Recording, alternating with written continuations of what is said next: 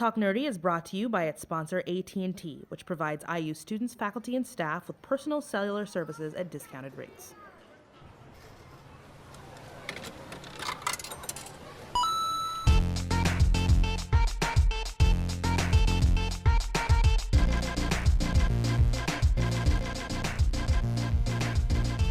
Talk Nerdy to Me, a conversation about technology's hottest topics at Indiana University and beyond. Off we go. Welcome to Season 3 of Talk Nerdy to Me, a conversation about technology at IU and beyond. I'm your host, Janae Cummings, and with me, as always, is the Rose Tyler to my doctor, Brendan Howell, and our new co-host, informatics student Liam Bowling. You might remember Liam from episode 17, where we talked to him about his startup Greek Ride, a ride management app for fraternities and sororities everywhere. So how are you guys doing? How was summer? Summer's been good. Yeah, it's pretty awesome. Yeah. You worked at Tumblr, right? Yeah, it was really cool. Tell us why it was cool. I mean, it's like a family there. It's incredible, and still like a startup. You know, they have over 450 million users, but only 300 employees, and it was really neat. I was in like meetings with the CEO, David Karp, and came to my birthday party, and yeah, it got pretty ridiculous. Okay. And here we're trying to sell internships to UITS. So what were you doing while you were at Tumblr as part of your internship? Yeah, so I was on the product engineering team, and they worked on the growth of the company. So pretty much anyone who like signs up and makes a new account, it's the first thing they see. It's the onboarding flow there. And we worked on like push notifications and stuff, but I focused on that onboarding page. And it was like this thing I made at like 1 a.m. one night, and then somehow got into a slide deck with David Karp, and he was like, "Oh, you should make that." And I was just sitting in the back like, "Yeah, I'm an intern," but it just happened. And that's how great careers begin. So yeah. Good deal. What about you, Brendan? Anything? I know you didn't work at Tumblr, but yeah, I didn't work at Tumblr. I didn't do anything very exciting. My life this summer is really just work and studying for the CPA exam. So relaxing though. Well, that's what matters. Yeah, that's what really counts. I kept my sanity. So. You better keep it. You're gonna take that exam, being a working stiff and all. I know. It's only for a year, so once I have it under my belt, then it'll be easy sailing after that. All right, well, fair enough. As always, dear audience, we have a good lineup of topics in store. We're going to kick things off with what matters most, and that's technology at IU, specifically the things you need to know as you start another school year. From there, we'll pass things off to Ross Wilkerson for the latest tip from the UITS Support Center before hitting a ton of news about recent developments in tech. Sound good? Sounds good. All right. So there are a lot of new people on each IU campus, thousands of them, in fact. So here are the things that you all need to know. And if you've been around for a while, consider this a refresher course. First, commit yourself to one.iu. One is the online directory for every university service, bursar payments, paychecks, travel arrangements, and on and on. If you've been around for a while, you might be thinking that OneStart does all this stuff too, and you'd be right, except OneStart retires on October 21st, never to be heard from again. One.iu is its bigger, better, faster replacement, so get on board now. If you need software, download it from IUware or stream it on demand from IU Anywhere. Most of it won't cost you a dime, and the things that do are pretty cheap. If you need software, IU provides unlimited, no-cost cloud storage to you from Box. Really, it's unlimited. Don't spend your money on other cloud providers. And if you need a new device or some accessories for your computer, check the IU Computer Guide. For more tips, visit uits.iu.edu/student guide, /faculty guide, or /staff guide. Next up is Just the Tip with Ross Wilkerson, who's going to talk to us about Windows 10. Take it away, Ross. Thank you, Janae. Today we're talking about Windows 10. This is the newest operating system from Microsoft, making it the successor to Windows 8, and it was released just a couple weeks before the start of fall semester here at IU. So it's very shiny new, but to be honest with you, it seems to work just fine. It feels mostly like using Windows 8, though there are a few visual changes. Most of the complaints and known problems are actually not with Windows 10 so much as with the new browser that was released along with it, Edge. Edge is meant to replace Microsoft's older browser, Internet Explorer, but right now you'll have both browsers available to you when you install Windows 10. And that's a very good thing because Edge is kind of a crapshoot. Here at IU, Edge will give you problems with some parts of One, it will give you problems with IU Anywhere, and it will struggle with Canvas on-course tools such as CourseLoad and Pearson MyLab. Great news though, there's an easy workaround. Don't use Edge. Most users are going to install Chrome or Firefox, but even Internet Explorer will get you past all those problems I mentioned. Aside from Edge, I have no serious compatibility problems to warn you about. If you're considering the upgrade, are reasonably tech-savvy and like being part of new things, I say go for it. IU students, faculty, and staff can get a product key and download Windows 10 installation files at iuware.iu.edu. Anyone who has purchased Windows 7 or 8 from the Support Center in the past will notice that there is no Windows 10 disk, and there is nothing to purchase. You just head over to iUware and start your download. Once you have those files, take to Google and search Windows USB Download Tool or something similar to that. You'll find a fancy tool from Microsoft that will turn any flash drive into a bootable Windows 10 installer, just like an installation disk, only it's a USB drive instead. More and more laptops and devices are sold without a DVD drive these days, so this tool will often be a necessity for installing any version of Windows. You can find IU-specific information about Windows 10 in the knowledge base at kb.iu.edu, including known problems, workarounds, and installation instructions. Janae, back to you. Many thanks, Ross. Are either of you using Windows 10? Unfortunately not. No, I have a MacBook. Yeah, I've had a Mac since I think 2006, so I don't know anything about it. But I know that our producer Keith, his wife used it, and apparently it basically blew up on her machine. She's unable to use it at all. That's true. Yeah.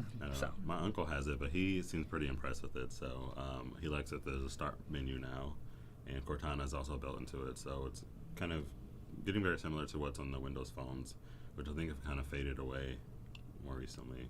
So For the most part. yeah. But I downloaded Cortana for Android, and I got super excited about it, and then it just wasn't delivering for me. I'm still using it. Yeah. But I didn't use Google Now before, Mhm. so I didn't have any basis for comparison. I'm just turning it on and, I don't Yeah. know, asking her dumb questions I would have Yeah. Googled normally. But you don't use it for anything like productivity related. Not really. I asked her how to make a garlic butter sauce, which seems obvious, but I needed certain proportions and that kind of thing. So I've not used Cortana for anything, I think, useful for life. It's just dumb stuff I could have figured out somewhere else. I feel like a lot of people don't use the assistants that are built into their phones and stuff. Like I use Siri like all the time, every day, to like set notifications, set alarms, turn on the timer, like everything that it's meant to do. I use it for that. I feel like most people still don't even use it. And it's been out since like what 2009, 2010 now. So Yeah, I think Google Now has kind of turned into, instead of like a personal assistant like speaking to, I know a lot of people use it as just like they get the cards. I think it's like you swipe left on the home screen and then you can see our flight information. Yeah. You know, emails and stuff like that. So it's kind of neat, but yeah. I don't know too much about Cortana. No, I mean, for Android, it's not as useful, of course, as it would be on Windows Phone. And there isn't any voice recognition. I mean, I can't just say Cortana and ask her a question like you would with Siri. I have to actually go to the app and then say something. And in the time it takes me to do that, I may as well have just gone to, I could have used Google Now, or I could have just gone to Google and typed something in. Well, So Google Now activates with your voice as well. So right. I don't know, maybe Windows will add that. Does it have that feature on Windows Phone just to say I Cortana think do it does this? on Windows Phone. I think so, but I don't know for sure. It's kind of cool that they put it on the desktop though. And Yeah. Their laptops and everything. Yeah, So I that's think they're very moving cool. in the right direction to kind of make the desktop experience very similar to what you have on your phone, Yeah. which is what Apple did with the latest version of Mac OS. So Right. You don't have a smartwatch, right, Liam? Yeah. I have the Oh, you do have one. the Apple Watch. You have the Apple Watch. So you both have an Apple Watch, and I have a Moto 360. When did you get your Apple Watch? I got it like the day it came out. Okay. Yeah, I had to wait a little bit for the other. I have the steel band, and that took like another month. But Okay. yeah, So I have a Moto 360. I'm slumming it over here, obviously, and I don't think my experience is as good as yours. And this is just a guess. But how do you like the watch so far? You're both still wearing it. That's got to be a good sign. I really like mine. I feel like it doesn't really come in handy when you're not doing anything, like if you're just sitting around all the time. But mine comes mostly in handy when I'm like out and about, shopping, or if my phone is charging in another room and I'm sitting on a couch, like I can still respond to text, take phone calls and stuff while my phone is sitting in another room. So I really like mine, and it comes in handy at work, like if I'm in a meeting or something and someone calls me or sends me a text, I can look at my wrist and see who it is really quickly and then send them a quick reply or whatever I need to do. So yeah, kind of going off that, I love to like glanceable information. Like that's pretty much all I use it for. It's like, oh, I get a notification, I can look at it, then go away and respond later if I remember. But I don't know. I find the apps on there though a little really slow. That's like the only, I guess, the downside. Yeah. But I think they're fixing that with WatchOS 2, and that's trying to run it on here now. It's a little buggy, but it's it's I good think now. the apps, they work as fast as your phone works. Mm-hmm. So if your Yeah. phone's like at the very limit of how far the Bluetooth connectivity is going to work, or if it's going to be super slow, but your phone's sitting right next to you, they tend to load pretty quickly. But I use mine mostly just for like text and phone calls and fitness, because there's a lot of fitness stuff built into it. Right, So. right. I think I got the Moto 360 for all the wrong reasons, which is that the price dropped, and that was it. Brendan sent me a text. Moto 360 is $150 at Best Buy. Go get it. I was like, and I think I hopped in my car maybe 15 minutes later, and I was at Best Buy trying to get this Moto 360. And I hadn't really looked into it much at all, other than conversations we've had about it in general, which was a mistake because I got it home and I was like, now I can make phone calls and I can do all the things. You can't do all the things. It looks pretty nice though with the It does circular look display and nice. everything. It does look really nice, and it looks nice. I need a system update, but I need 80% battery charge, which never happens on this watch. I feel like I take it off the charger and it is immediately at 50%. But I don't know. I'm finding the battery issue for me is a problem. I have to keep my phone with me, so I'm tethered to my phone, which if I had researched would know that I would have to be tethered to my phone. So it's those kind of things that I'm not really too pleased about. But I mean, honestly, we have to keep our phones with us too with the Apple Watch, but the battery life thing, I'm like surprised about the Apple Watch. Everyone made it such a big deal. Oh, it's only going to last 18 hours, and like I can get a good day and a half out of my battery. of constant use. I mean, you're not Well, supposed to use it yeah. constantly. It's supposed to be like a peripheral to your phone. So Right. I use it as much as I need it, but like it doesn't die until the next day. So and I can take it off the charger like when I wake up in the morning, and it'll still have like 20% battery by the time I go to bed, and I can use a lot of that battery the next day too. So And anyway, I plug my phone in every single night, so I might as well just plug my watch in at the same time. that's fair. And That's you totally wake fair. up and it's 100%. But yeah, unless you have the Pebble, I guess you have to just deal with Yeah. charging it every I single like day. the simplicity of the Pebble. Yeah. And I really like that. There's a red one that's coming out. The well, you Pebble have an looks Android, nice. and Pebble works better with the Android, but for iPhone, Yeah, iOS, you can't really get even Android Wear or Pebble or anything like that. Well, one I'm curious about, I think you all saw the Samsung Gear S2 was announced at Unpacked a couple weeks ago. And on looks alone, it's going to be a round face, metal body. good. It looks fantastic. Yeah.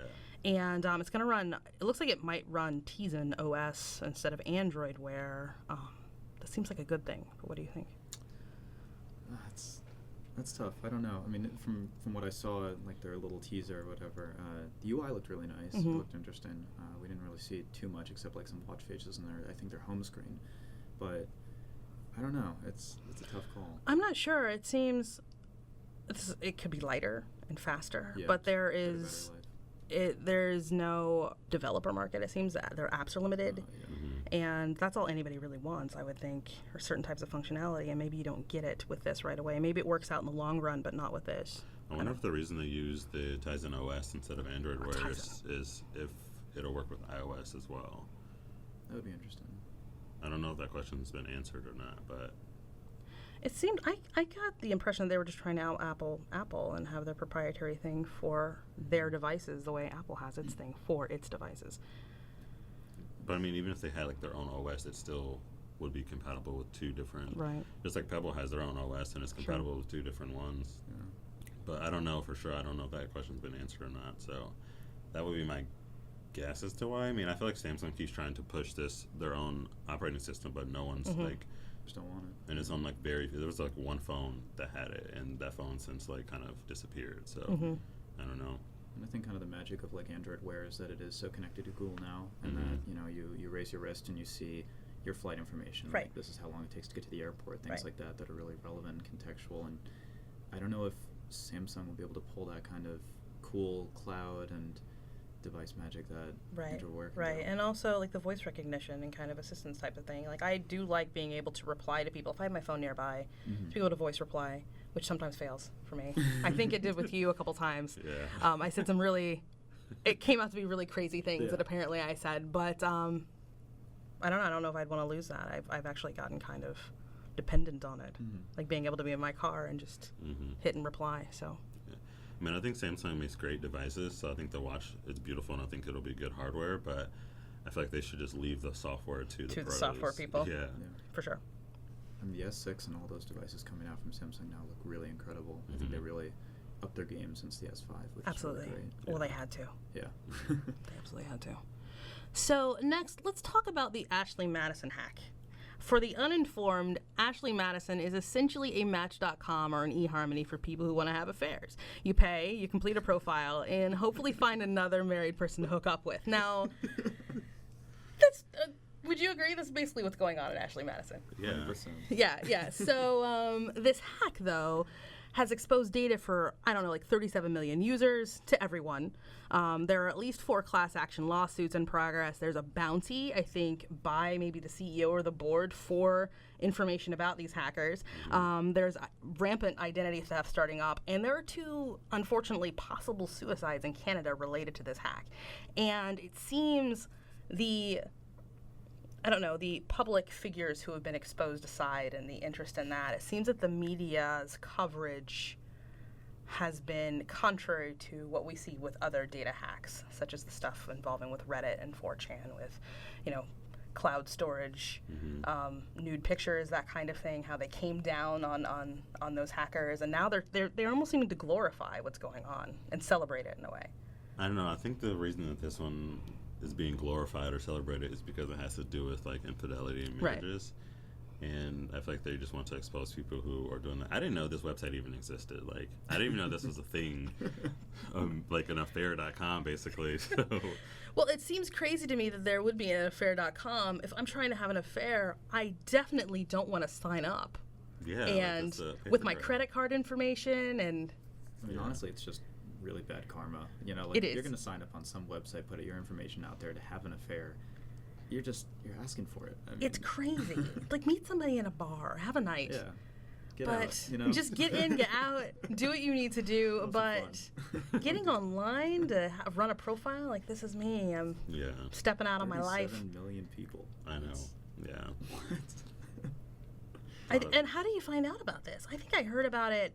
I heard about when the hack broke, I guess, a couple months ago, and I was kind of blown away. Yeah. I don't know. Like I said, I've never heard of this website until you sent me the name. So I'm just like, okay, well, I guess there's a website for everything, just like there's an app for everything. So there really is. I don't know. It just seems the media's coverage is really bizarre, and no one seems to be mentioning that this is, despite what they're doing, is simply unethical. To, I don't know, almost praising the hackers in a way. Yeah. Like, good for you. Way to out these people. I just think it's solely just because they're married people on the website. So. But they signed up legally. This is not an illegal thing. I know, but you know how like so much of the media coverage is like there's a lot of religious stuff that goes on, a lot of stuff about people's personal lives and the hypocrisy of some of this behavior. Exactly. Right. So right. I think that's the reason why. If we have any hacked Ashley Madison people out there, well, so sorry. We're sorry. You're probably gonna get some mail and stuff. And people were like being blackmailed. Yeah. Yeah. So much blackmail. Yeah. I mean, think about it. It's like you're gonna have to pay because you have to do legal stuff, and it's gonna get really especially messy. if you're like a bigwig or like a politician or something. Like you pretty much have no other option besides to pay. So Yeah, no, you do. You do. Well, I saw some other article about this is asking if the media then had the rights to go after people now that they have their information. Can they pull them as sources, and can they blackmail them Oh God. for information? Just a mess. By now that we know that you're a part of this hack, you're going to have to just kind of own up to whatever and help us out with this story. Well, I'm interested to see how long this stays in the media, because you know how stuff stays in the media for like a week and then now it's on to something Absolutely. new, so. Well, I mean, 37 million users are a lot of people to comb through.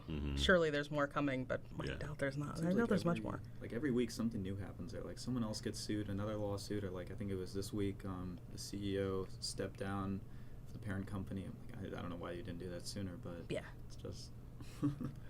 Also, another thing, it seemed that I remember when the news of the hack broke, the hackers were like, we're going to expose this information. Did they have like a ransom? Did I miss that step?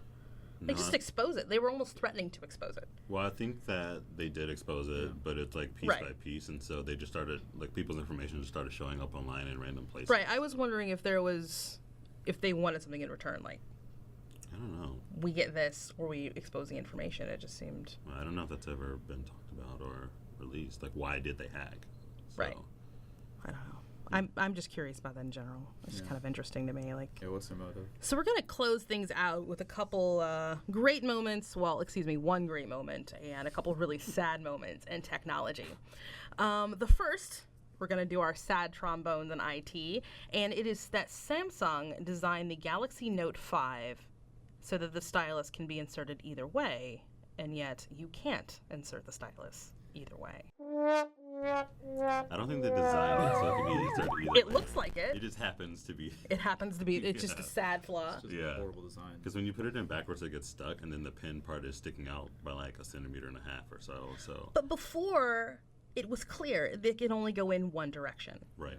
which would make you think that this Yeah, is. it was even shaped the way so that it only slid in one direction and like right side up and the left side facing the left. So, Right. but now it's like the pin just goes in, and it's nice that it clicks in, and you don't have to worry about pulling it or like say for instance it being loose and just falls out on its own.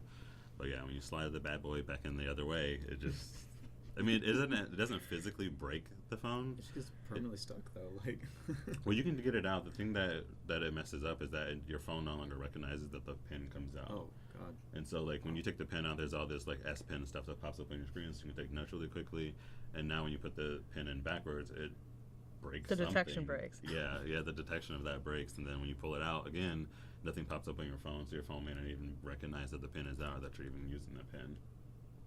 So, Weren't they, in the design lab, like, all right, maybe if I switch it around, oh wow, everything's broken. I mean, when they think of that, I don't know why they didn't test it for, like, quality control purposes, Yeah. but... I'll slip their QI. It seems like a lot of times with certain types of technologies, people just think, oh, they'll figure it out. They'll know better, Yeah. But I It's like don't the know. antenna gate thing with the iPhone 4. It's Yeah. like, oh no, they're not going to hold it that way. Yeah, You know? yeah. I wonder how many people would actually put it in backwards, though. I wonder if it's like a common thing. I don't I know. feel like it wouldn't, because I mean you always know to put the pin part in first, but I Yeah. mean a kid though wouldn't know that. They would just shove that thing in there and then You know it's how people broken. are. Yeah. Maybe it's really People dark. just take whatever and just, Yeah. they're not paying jam attention. their S Pen in there. And So I wonder what Samsung is going to do. Like, are they going to release like another model to fix that issue, They'll have to. or what? Yeah. There's there's no option. I feel like with the Note though, like the Note's a good phone, and it's really what started Yeah. like the big giant size Mm-hmm. phones. But I feel like Samsung, every time they come out with one, like there's not enough different about it to make it that much better than like the previous model. And so I feel like they always rush to get the Note out because it always comes out after the Galaxy S, Right. whatever comes out. And so I feel like the Note just always rushed immediately out after that. And I don't know if they take their time to really to do what they need to do. Like the Note Edge really was stupid, but now they have the S6 Edge, and now they have this new X6 Plus Edge or whatever. And so I feel like they're just rushing to get devices out, which is why they have so many phones that they're selling, because they have so many different models, which kind of oversaturates, I guess, their it confuses the consumer too. Like, Mhm. Yeah. oh, what Samsung do you want? It's like, well, like which one's the best S6, one. S6 Edge, Yeah. the S6 Edge Plus. Like, Right. no, it's just too much. Right. And I thought they were backing off on that and just kind of having flagship models. I mean, the Note is their flagship, like, phablet phone Yeah. or whatever, but I feel like they always rush it out the next year. So this is maybe just a result of them rushing it out. That's sad. Sorry, Note users, for that colossal design blunder. So speaking of the smartphone market, they're flooding it with all these devices, Mhm. and it's just getting insanely tough out there. Hmm. So I think LG made maybe a penny per phone last quarter. Yeah, they did. They sold, obviously, several million phones. I don't remember the exact number, but they only made like 0.12 cents per phone, which, I mean, they still had a profit, but it's not as much as like they could have made. I don't know if that's just I don't know. They're expecting to make more this quarter, so I guess when quarter 3 closes, we'll see like what their results were. But I don't know how you can make that little of a phone. But they had a lot of like advertising, and they now have leather backs on the phones and stuff. So I think that increase in expenses maybe just made it harder to make make and profit. Regardless, on the phone. that's really sad. Yeah. Yeah. It's just kind of woeful. It's Yeah. like a stark contrast to Apple. It takes like 92% of Right. smartphone profits. Right. It's ridiculous. I mean, the LG what is this, G4 Four. or whatever, and it's a good phone, but like no one really thinks of LG when they think of like, oh, what's the top Android phone? It's always going to be the Samsung Yeah. Galaxy X6. At best, I think of Yeah. TVs. or Yeah. that horrible Life is Good stuff you see. Yeah, or I like don't- washers and dryers Yeah, or yeah. whatever. But their phones, like they have a really good phone, and it's not bogged down with like a bunch of different like wear that's put on the phone, like you have on AT&T phones, Mm-hmm. and like a lot of phones that were built by Samsung and stuff. But no one really thinks of getting the LG until you walk into the store and then you see it. So maybe that's why like people who pre-order their phones online or whatever, they may not go for the LG. So Right. they have a lot of advertisement out there now. Maybe that's pushing up their cost. So I don't know. I can't actually think of any LG ads. They always have them like right when the phone comes out, and then they kind of just disappear after that. But like when the phone first comes out, there's a ton of ads. Yeah. Like you can't. said, they're really good phones. I mean, I think the screen quality on them, they were the first ones to do the like super high resolution. Like the on- 4K? Yeah, Mhm. the 4K Mhm. stuff.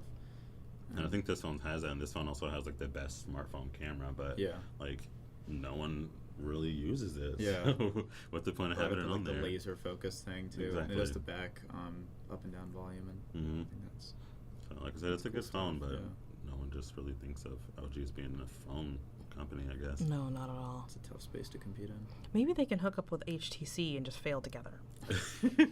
Well, you see, HTC now has that like that drop protection Yeah. that comes with it. And I'm like, you're gonna lose even more money. You're giving them free phones now. But okay, if that makes people buy your phones, then do what you got to do. It won't. Like 1 year they'll have like a profit, and the next year they have a loss because of all the phones. They had to All the replace. loss.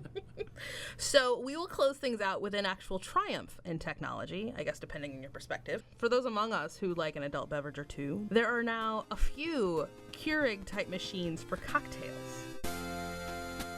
You guys have seen this. Yes. Awesome. Yeah. They actually look pretty cool. One of them's called the Bartisan, and it has K-cups that hold like the bitters and the juices and stuff that you need for your drinks. And so on the machine, you just put like, you fill these little like vials up with alcohol, and then you select like the drink, and then the drink, or on the machine, it tells you like what cup to use and like what ice to put in there. And you just kind of, it mixes your drink for you and then pours it into the cup, and then out comes a perfect drink.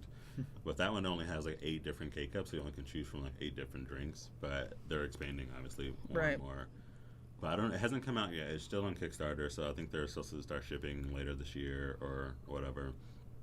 And then there's another one called Soma Bar, which I think is a little bit better. It looks nicer, and you can choose what juices you want to put on there, and you can choose what alcohols you want to put on there. And then there's an app that you make the drinks from, and so you can tell it like what juices you have on there, what alcohols you have on there, and then it just sends them information to the machine, and then out pops your drink. So No, that's nice after a hard day to send the message to make my drink on my way home.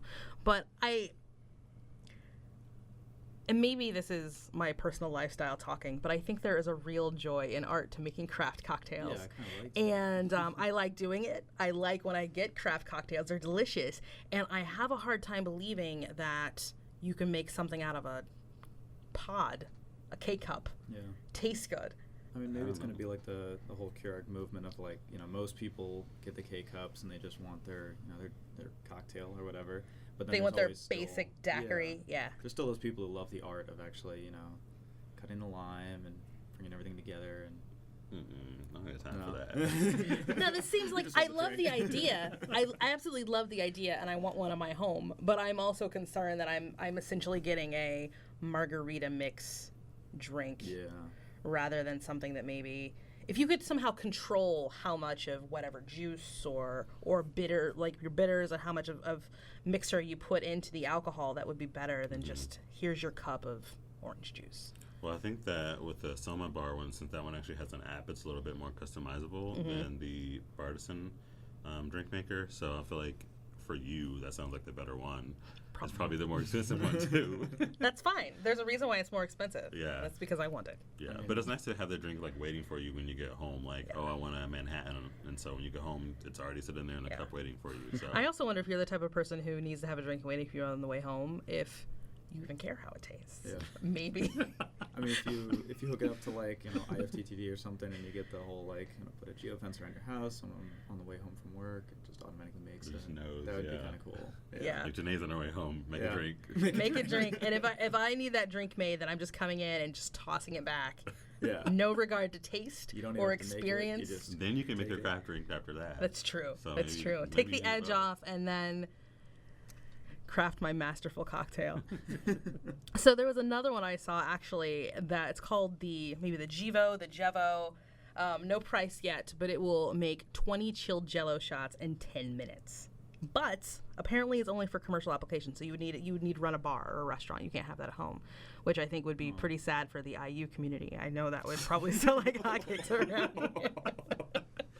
But how does it make Jello shots? I in have 10 no minutes? idea. Like, are they already like jellified or like Super freeze it or solidified? something. Yeah, it's got to be some kind of like quick freeze process, Yeah. quick Crazy. chill. I just saw a refrigerator. I'm not sure who makes it, but a commercial for it. You bring your groceries home, and your juice and your soda and stuff has gotten a little warm, and you can't just get home and drink something. And you put it in a certain part of your refrigerator, or maybe the whole refrigerator. Hit a button, and it will chill it in 5 or 10 minutes, and then you can. That's nice. Then your juice is good again. Instead of waiting until dinner, Yeah. you can actually enjoy something. So it's totally possible. I mean, it's kind of fun to make Jello shots, though. It's kind of going back to the whole like cocktail thing. It is. I kind of like making it. I don't know, It is. but Testing it. Do college graduates still use Jello shots? Like, I've had a Jello shot since I was in college.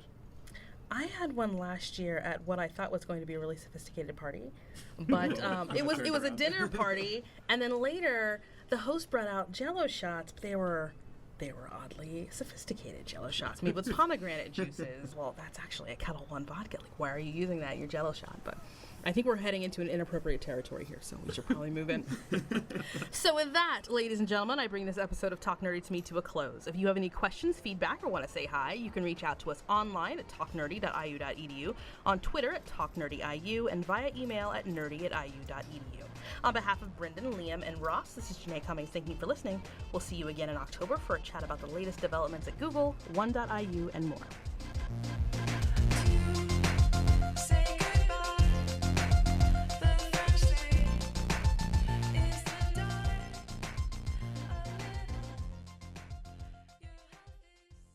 This has been an official production of the IT Communications Office. Copyright 2015, the Trustees of Indiana University.